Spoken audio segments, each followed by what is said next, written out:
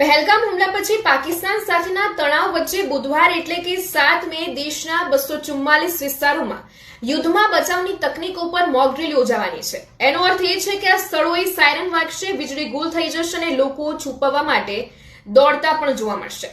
તો 1971 ના યુદ્ધ પછી આ પહેલીવાર છે જ્યારે લોકોને હુમલા દરમિયાન કેવી રીતે બચવું તે શીખવવામાં આવશે। મોક ડ્રીલ દરમિયાન સાયરન અને બ્લેકઆઉટ એક્સરસાઇઝ ખૂબ જ મહત્વપૂર્ણ છે, જેથી લોકો યુદ્ધની સ્થિતિમાં પોતાની અને મહત્વપૂર્ણ સ્થળોને બચાવી શકે। તો હવે આપણને એમ થાય કે એર રેડ સાયરન શું છે? યુદ્ધ દરમિયાન જ્યારે દુશ્મન હવાઈ હુમલો કરે છે ત્યારે સાયરન વગાડીને સામાન્ય જનતાને ચેતવણી આપવામાં આવે છે। સાયરન સાંભળતાની સાથે જ લોકોને હુમલાની જાણ કરી દેવામાં આવે છે અને તેમને સલામત સ્થળે ખસેડવાનું કહેવામાં આવે છે। મોક ડ્રીલ દરમિયાન સાયરન એક્સરસાઇઝ કરવામાં આવે છે, જેથી લોકોને હુમલાની સ્થિતિમાં ગભરાટ વિના ખતરનાક વિસ્તાર છોડીને સલામત સ્થળે છુપાઈ જવાની તાલીમ આપી શકાય। આગળ સમજીએ કે બ્લેકઆઉટ એક્સરસાઇઝ શું હશે।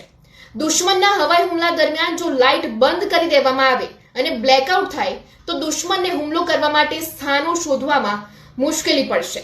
દુશ્મન વિમાન ચોક્કસ લક્ષ્ય રાખી શકશે નહીં અને અંધારામાં સામાન્ય લોકો દુશ્મનના નજરથી બચી જશે। આ કારણોસર મોક ડ્રીલ દરમિયાન બ્લેકઆઉટ કસરતો કરાવવામાં આવે છે, જેથી લોકો અંધારામાં પણ સલામત સ્થળે પહોંચવાની પ્રેક્ટિસ કરી શકે।